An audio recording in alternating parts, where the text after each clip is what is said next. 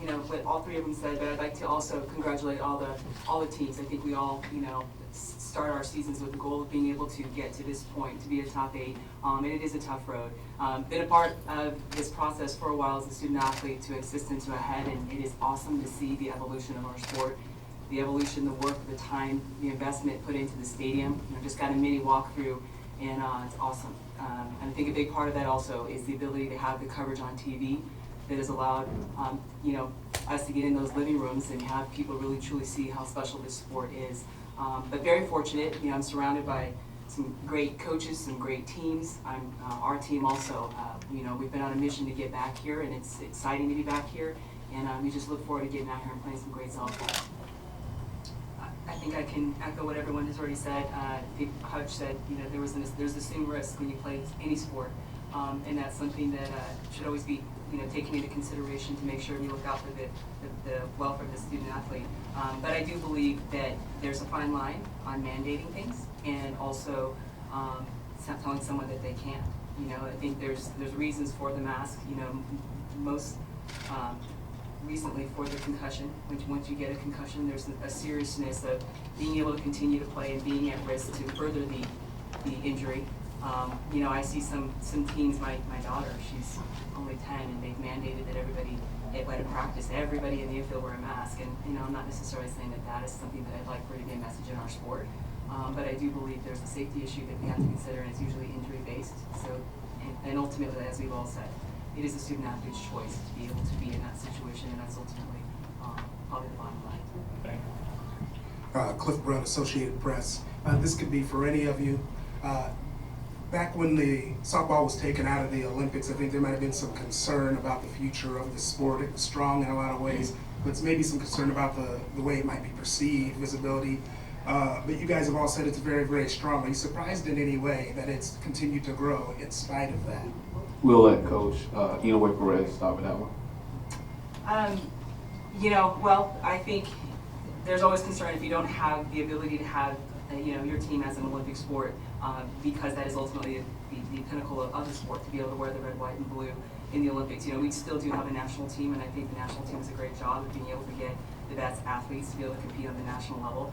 But college has become the stage, and TV has allowed us to be able to continue to grow the viewership, to be able to have people watch the road to the World Series. So it has become our biggest stage, and we do celebrate the continued increased numbers of viewership that we see every year. The College World Series, I mean, they've had to expand the stadium, they've had to, you know, they brag about the numbers. So I think that's something that we're proud of. I think at the grassroots level, I truly believe we are a sport that needs to make sure that we continue to get those grassroots kids into the sport. And a big part of that is getting us, you know, ultimately back to that Olympic stage, because, you know, that's something that all kids have a dream to be able to strive for. But for right now, college is the stage. Getting that opportunity to get a discount or get a scholarship and then represent your school and be on TV is a big dream. And you know, all of us here know that out there in recruiting, that's what kids are really trying to get after. So for right now, it is the biggest stage, and we celebrate that. Barry Trammell with the Oklahoman. Kelly, 10, 15 years ago, this tournament, this field was dominated by the Pac-10, now Pac-12. You talk about the softball wealth has spread across the nation, but it's become tilted. Now the SEC is doing to this field what you guys used to do in the Pac-12. Why did that occur? What's happening down south or is not happening out west anymore? Why did that occur? I think I don't necessarily have a reason on why, you know, the SEC is represented more here at the series. We just know anything can happen now with the format, which I think is outstanding. But what I do believe is very true is the sport is in a great place. UCLA is, as Coach White said, it's no longer just West Coast dominated. We are coast to coast. We have outstanding athletes all over the country.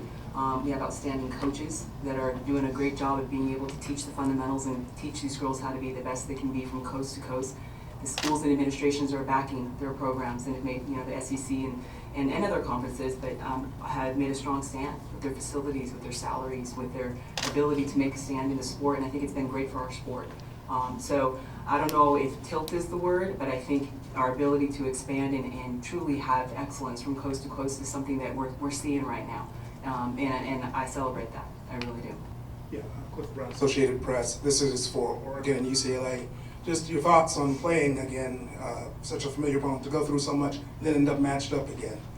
As he stated, our series was exciting. It was as both of us were striving for that Pac-12 championship, we had a decisive win, they had a decisive win, and that middle game could have gone either way. It wasn't the prettiest game, but so I look at this as a great opportunity for us to be able to kind of get back out there. We are very familiar, we're very prepared, but we're in a new season. So everything, it's fortunate. Coach Wooden did share it very simply. Yesterday's as old as dirt and have no control over tomorrow. So we're living right now, and we're going to go out there and have a great practice, and then get out there and play great softball tomorrow. Ryan Aber from the Oklahoman. Patrick, you touched on it a little bit earlier, knocking off Oklahoma and having them not here. And it's been a while since Oklahoma hasn't been here. For each of the four of y'all, make your case for why the local fans, the fans who typically come out here and cheer for OU should cheer for your team. I agree. I think the Oklahoma fans want to see great softball. The series is going to, I think, truly allow us to be able to do exactly that. But if you want a little inside scoop on why they should be cheering for us, we have a Bruin that's engaged to Patty's son, so I don't know. That might be a little inside scoop. There you go. Andrea Harrison. Kyle Frederickson with the Oklahoman. Question for Kelly. You had all had the discussion about wearing face masks to protect the pitchers. Obviously, you were there to see this latest incident happen. When it does happen as a coach, what goes through your mind when you see the ball come off the bat and like it did? Oh, it was very, very scary. I think we immediately, all of us, kind of rushed the mound, even if it wasn't our player, because she went down and clearly was in pain. So my first memory of it was when she went down. The crowd went silent because it was very loud. And Lisa, my assistant, literally ran straight to the training room and grabbed a bag of ice. And Kirk went straight, to the circle, almost got there just as quick as their trainer did. So I have a pretty clear picture that we all circled her pretty quickly and then kind of pulled everyone back. And then I actually went to my player who hit the ball, and she was in tears.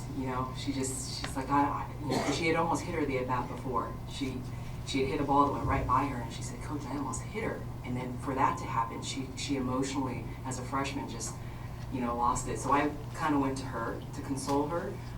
But it went from a very, very loud, rocking atmosphere to complete silence. And it took some time for us to be able to all take in what happened when they took her off the field. We got to see, true sportsmanship. I think everyone gave her a standing O, and we all consoled the players and the coaches, and then we, went back out there and got back after the softball game. But it's part of the game, and it's very, very scary times. Jason Kersey from the Oklahoma. Kelly, to follow up on Kyle's question, you said that your player was in tears about that and how difficult that was. How tough is that moving forward for a player who experiences something like that from the side of the person who actually hits the ball? And how much can that linger? Are you speaking about my player? Or Yeah. Oh, yeah.